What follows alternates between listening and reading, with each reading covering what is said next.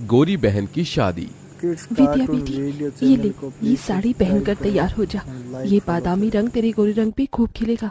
और हाँ, अच्छे से मेकअप करना ताकि लड़के वाले तुझे देखें तो देखते ही रह जाए। ठीक है मेरी प्यारी माँ। तभी बाहर से कांच टूटने की आवाज आती है। मालती गुस्से में बौखलाकर बाहर आती है जहां कंचन पोछा लगा रही थी। मालती को देखते ही कंचन सहम सी गई। क्यों री काली करमजली, आज मेरी बेटी के लिए कितना बड़ा दिन है। तूने जानबूझकर इस शुभ घड़ी में कांच तोड़ दिया। नहीं माँ, मैं तो पोछा लगा रही थी, गलती से गुलदस्ता गिर गया। कहते हुए कंचन कपकपाई जा रही थी क्योंकि उस दिन बड़ी ठंड थी। क्यों री, हाथों में जान नहीं है क्या? खाने को तो 10-10 रोटी एक बार में खा जाती है। अच्छे से पोछा लगा, फर्श एकदम चमकना चाहिए। और उसके बाद चाय समोसे नाश्ता भी बना देना। ये कहते हुए मालती जानबूझकर उस बेचारी के पैरों पर से चढ़कर चली जाती है, जिससे कड़ाके की ठंड के मौसम में उस बेचारी की चीख निकल जाती है। माँ, माँ मेरा हाथ कंचन के साथ ऐसा जुल्म होता देखकर बिछौने पर लकवे में पड़े वासुदेव की आंखों से टप टप आंसू चूने लगते हैं। थोड़ी देर में वसुंधरा अपने बेटे कार्तिक के साथ विद्या को देखने आती है। तभी कंचन चाय नाश्ता लेकर परोसती है। आंटी जी नाश्ता। मालती जी, ये लड़की कौन है? जी ये इस घर की नौकरानी है। ये सुनते ही कंचन की आंखों में आंसू भर आते हैं। वो लड़के वालों के बीच से जाने लगी। तभी विद्या ने कहा, कंचन जरा रुक। माँ जी, ये इस घर की नौकरानी नहीं बल्कि मेरी बहन कंचन है। विद्या के शब्दों में कंचन के लिए एक बड़ा मान था। बड़ा प्यार है दोनों बहनों के बीच। बहन, मुझे मेरे कार्तिक के लिए आपकी विद्या पसंद है। तभी कंचन को उसके काले रंग के लिए नीचे दिखाते हुए मालती ने इतरा कर कहा, पसंद तो आनी ही थी वसुंधरा जी। मेरी विद्या किसी होर से कम थोड़ी है। गोरी है, सुंदर है, कोई भी खोट नहीं है मेरी बच्ची में। अच्छा जी, अब हम चलते हैं, जल्द ही बारात लेकर आएंगे। वसुंधरा के जाने के बाद मालती कंचन पर आग बबूला होकर बोली, क्यों री काली कलोटन, तुझे कहा था ना कि अपने बदसूरत मुंह पर घूंघट ओढ़ कर बाहर आने को। अगर तेरी वजह से आज मेरी गोरी बेटी का रिश्ता कट जाता तो तेरी तो शादी हो नहीं रही। कम से कम अपनी बहन का तो घर पास जाने दे। अपनी सौतेली माँ मालती का दिया गया ताना कांटों की तरह कंचन के मन पर जा लगा। माँ, क्या मिलता है तुम्हें इस बेचारी का दिल दुखाकर? तू चुप कर विद्या, भूल मत, ये तेरी सौतेली बहन है। ये कभी तेरी खुशियां नहीं चाहेगी बल्कि तेरा बुरा चाहेगी। एक दिन तू बड़ा पछताएगी विद्या। ये कहकर मालती वहां से चली गई और कंचन फूट फूट कर रो पड़ी। विद्या, क्या मैं इतनी बुरी हूं कि अपनी बहन की शादी तोड़वा दूंगी? विद्या ने कंचन के आंसू पोंछे और डबडबाई आंखों से उसे देखकर कहा, मेरी बहन, माँ ने सिर्फ तेरा ऊपरी रंग देखा, आज तक तेरा प्यार भरा मन देखा ही नहीं। मगर तुम्हारी ये बहन है ना? भले ही विद्या और कंचन सौतेली बहन थीं, मगर दोनों के बीच सगी बहनों से बढ़कर प्यार था। हालांकि विद्या गोरी सुंदर थी और कंचन काली, मगर उसके बाल उतने ही लंबे काले। वसुदेव ने अपनी पहली पत्नी सुलोचना के मरने के बाद मालती से दूसरी शादी की। हालांकि दोनों का यह पुनर्विवाह था। मालती अपनी बेटी विद्या को साथ लेकर आई। विद्या ने तो कंचन को अपनी बहन मान लिया था, मगर मालती कंचन के काले रंग की वजह से उसे बेटी न ही मान सकी और न ही अपना सकी। यह भेदभाव वसुदेव से देखा नहीं गया और वो सदमे में चले गई। हालांकि मालती ने कंचन को गरीब घर में ब्याहने के लिए बहुत से ऐसे रिश्ते देखे, मगर उसके काले रंग के चलते वो भी रिश्ते वाले उसे ठुकरा गए। क्योंकि कहते हैं ना, नियति का तय हुआ कोई नहीं टाल सका। जिसके बाद विद्या की शादी अमीर घर में तय हो गई और गुजरते दिन के साथ शादी की रस्में अब शुरू हो गईं। विद्या बेटी, देख, मैंने तेरे हल्दी और मेहंदी के लिए 2 लहंगे बनवाए हैं। सुंदर है? हाँ माँ, बहुत सुंदर है।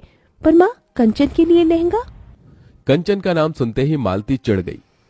अरे शादी तेरी है, उसकी थोड़ी होने वाली है।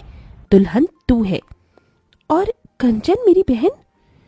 अरे देख, इस पीले वाले लहंगे में कितने अच्छे बेल बूटे हैं और ये हरा वाला लहंगा मेहंदी के टाइम पर पहनना है।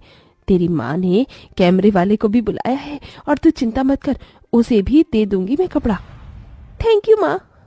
मालती ने कंचन को देखते हुए उसे एक बड़ा पुराना सा सूट पहनने को दिया, जो कि कई जगह से फटा भी था। एरी कर लो, ये ले, पहन लियो तू। बिना किसी शिकायत के कंचन ने उसे स्वीकार कर लिया और विद्या को हल्दी मेहंदी लगने लगी। पड़ोसनों ने गाना बजाना भी शुरू कर दिया। हल्दी लगाओ रे, तेल चढ़ाओ रे, बन्नों का गोरा बदन चमकाओ रे। मेरी बच्ची कितनी सुंदर लग रही है। अरे मालती, अब क्या विद्या को हल्दी में ही नहला देगी? और क्या, रज रज के हल्दी लगाऊंगी, तभी तो मेरी विद्या का गोरा रंग खिलेगा। सबने बारी बारी से विद्या को हल्दी लगाई, मगर कंचन एकदम पीछे खड़ी थी।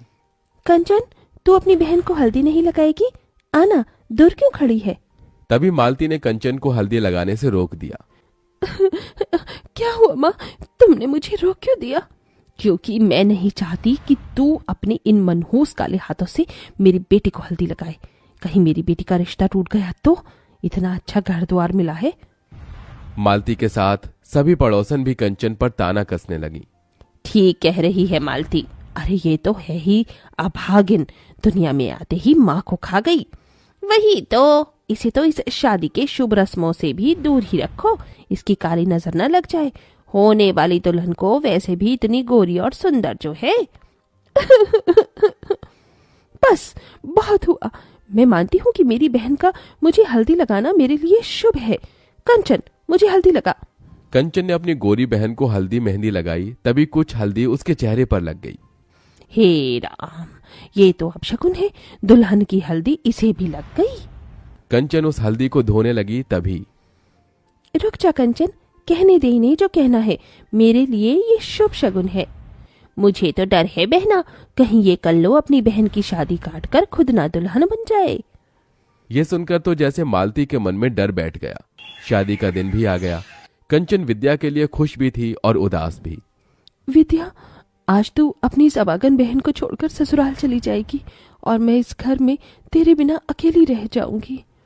तभी दुल्हन बनी विद्या अपने बालों में से थोड़ा गजरा निकालकर कंचन के बाल में लगा देती है।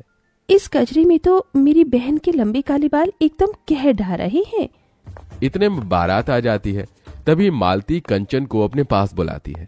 माँ, आपने बुलाया? हाँ कंचन, तू अपनी बहन से कितना प्यार करती है?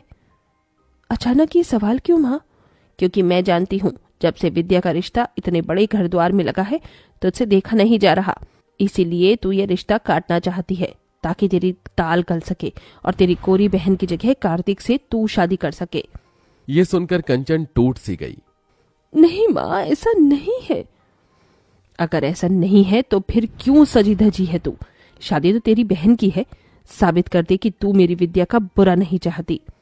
और फिर कंचन ने वहां रखा गमला अपने पैरों पर गिरा लिया, जिससे कि ठंड के उस मौसम में वो तड़प गई।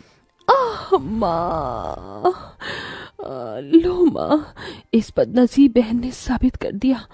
आप अगर चाहती हैं कि मैं विद्या की शादी में शामिल न हूं तो मैं नहीं जाऊंगी माँ। तभी दूर से आदर्श ने ये सब देखा। उधर विद्या कंचन को ढूंढने लगी। आदर्श ने उसे सारी बात बता दी, साथ ही अपना फैसला सुनाया। वसुंधरा मामी, मैं कंचन का हाथ थामना चाहता हूँ, उससे शादी करना चाहता हूँ। ये सुनकर विद्या कंचन के लिए बहुत खुश हुई। देखा माँ, जिसकी जोड़ी जब लगनी होती है ऊपर वाला उसे मिला ही देता है। देखो, मेरी बहन का खुशियों भरा भाग्य उसके सामने खड़ा है। मालती के मन में पछतावे का गुबार भरा था, जो आंसू बनकर बहने लगा। कंचन बेटी, अपनी माँ को माफ कर दे। मेरा ही मन मैला था, इसलिए विद्या के लिए तेरा प्यार कभी देख न सकी। बोल, तेरे लिए क्या करूं? बस इतना कर दो माँ कि आज अपनी इस बेटी को मायके की चुनरी ओढ़ाकर विदा कर दो। ये सुनकर सभी का दिल निकल आया, जिसके बाद कंचन का कन्यादान उसकी गोरी बहन के साथ उसी मंडप में हो गया और दोनों विदा हो गईं।